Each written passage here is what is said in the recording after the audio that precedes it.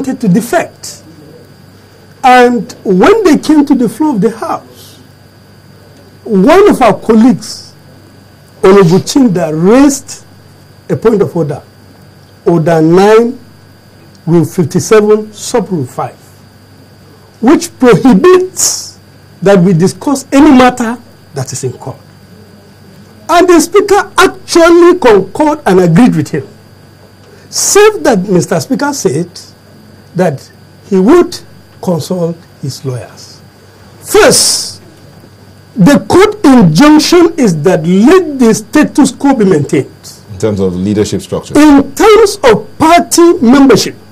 No. Because that is what they went to contest. No, that's not true. Okay? That's not true. Is that what they went to contest? That is what they went to contest. No. He's saying that's not true. That's not true. The injunction about leadership was secured by PDP. I'm talking about the first injunction. Exactly. The first injunction was to ask the Senate President and the Speaker not to do anything about the seats of the members that were intending to defect. No, my point is this. As at the time they secured the injunction, they were PDP members. So when they came to the floor the next day and purportedly tried to jump to APC, they had on their own disobeyed the court injunction, which caught them on the side of the PDP as at the time that injunction was secured. So by the time they came to the floor, Mr. Speaker made a statement, and it was a very important statement. Mr. Speaker said he will consult his lawyers. And we have not had the result of Mr. Speaker's consultation. For us, what we can say is that our colleagues went to an airport, a PDP airport. We do not know whether they were giving boarding passes, but we know their intending destination was APC airport. Now, what happened as far as we know is that they had, before going to the airport, gone to ask for an injunction.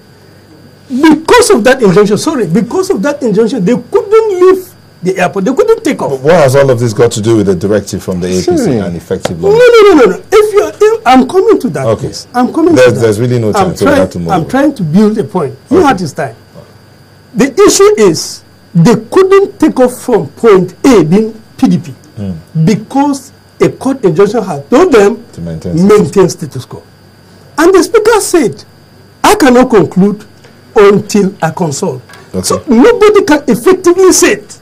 They actually landed in APC because of those two key reasons. Even though the Speaker read the letter they wrote. Even though he read, it was already a matter for the court to determine. So the membership of whatever party is left for the court to determine. That is one. Secondly, people kept making reference to the Republican shutdown. The Republican shutdown was based on principles, like he said. And what was the debate about? Obamacare. And that debate has been there for long.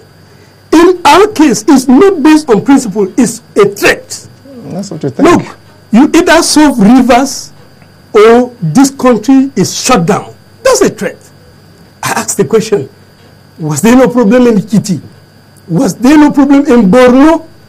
Well, hasn't there been problem in other parts of this country? Was APC not on ground when all these problems were occurring? Why selecting rivers alone? I mean, it's like, okay, take for example, the House grants their request. Okay, because we want rivers problem solved, let the country be shut down. If the country is shut down, what next? They choose another APC state. They say, okay, if you don't do this in Kano, we'll again shut down the country. Is that what we call principles? Is that what transpired with the Republicans? I see this one more of a threat, not a principle at all. Okay. Don't forget. Please, if I may, because it's taking the whole day. Look, the Obamacare debate, which is alluded to, what were the Republicans demanding? The Republicans were demanding that Obamacare should be scrapped. That's what they're demanding. And the APC is demanding solve River State. Why is Obamacare discussion? The question you also asked a question. What about issues in What about Ikiti? I'm willing to address that. First and foremost, the House of Representatives is the parliament of the nation. Nothing stops Honorable Kazi sitting here to move a motion on the floor to deal with the kitty. Okay, just a minute. Hold on. In the House of Representatives, every single member is entitled to raise an issue on a point of order to discuss anything in this nation. So you don't have to wait even for a party directive, because that's even an abdication of your responsibility. I don't even know what the lamentations of my brother is. If the PDP is satisfied about the majority numbers that they control in the House, why are they too worried about the PDP members that are leaving? Why are you crying more than the bereaved? I mean, those who want to leave, for goodness sake, in a democracy, freedom of association should be allowed to leave. Why has that become such a big issue here? And in any case, that is where I now side with the Nigerian people when they're asking us the questions, where is the Nigerian interest in all of this discussion? When I was coming here today, I thought that our focus really would be, to discuss in what ways is the House of Representatives standing up, to the issues in the executive that are impinging on the progress that we should be making as a nation. My friend now is too immersed in this concern about PDP members who are leaving. And I'm not sure this is really the forum, because if we want to lament PDP members leaving, the matter is in court. Okay. So let's allow the court to decide whether they can leave or not. Nigerians have been sending, we have a lot of tweets coming in here. Olayiwaju Smart says, why is the PDP crying foul now, after they had benefited from defections of ACN and other parties in the past? Yeah. Good question. That's Olayiwaju. OG, as Moses says, as far as I'm concerned, democracy has just begun. At least now we know that bills will not get passed automatically. Yes. Now, Abdul Rahman Abiodun says, what problem does the APC want to solve by giving such directive? Maybe say you should answer that question. No, but the point is that we said, look, there is a concern in this country about executive rascality. We're saying that what is playing out in Rivers is a cancer that, if allowed, can engulf this nation, and spread out. Okay? Now, if we sit back and say, because it is only in Rivers, and we decide to do nothing about it, now the day that it comes and spreads into our various states, it would have been too late. Some of these problems, when they start with them immediately, try to nip them in the bud. And the point I have made repeatedly, sir, is that this is a legislative instrument that is available to a party to be able to use to call attention. In a democracy, you cannot take arms, you cannot be violent, but you can do discussions and dialogue. Now, I think going forward, because we have put this issue on the table, the focus now is on Rivers State.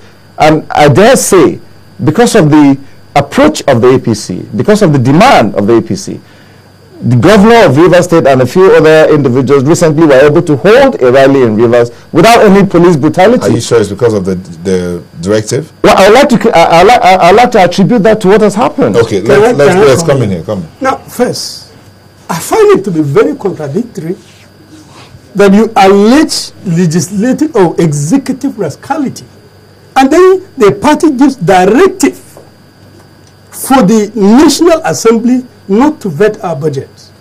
How do you take executive rascality by shutting down the country? That's one. Secondly, that directive came exactly at the time there was a transition between one set of service chief to another. And for the first time in our democracy, this new service chief were to appear before the National Assembly to be screened. Came this directive, don't screen this service chief. If you are complaining about executive rascality, and the people who should handle that are coming up. But have they been attending these sessions? Who? The members of the APC, have they been certainly yes. They've been attending. They have been attending. They have partaken in the screening of the service chief. That is why we think, even this issue that he talked about, why is PDP worried? In any case, who went to court first? I should ask, why is the APC in a hurry, having not secured a majority, but has gone to the floor to claim a majority that it doesn't have? It never has anyone. In fact, it is in the paper, it is in the public today that PDP has 173 and the APC has 173. Even that is not correct. So what's the number now? The number at the moment, as far as I know, is, for me, I don't count the 37 that are transiting to be part of APC. Okay, no, let's work with what's in the public domain.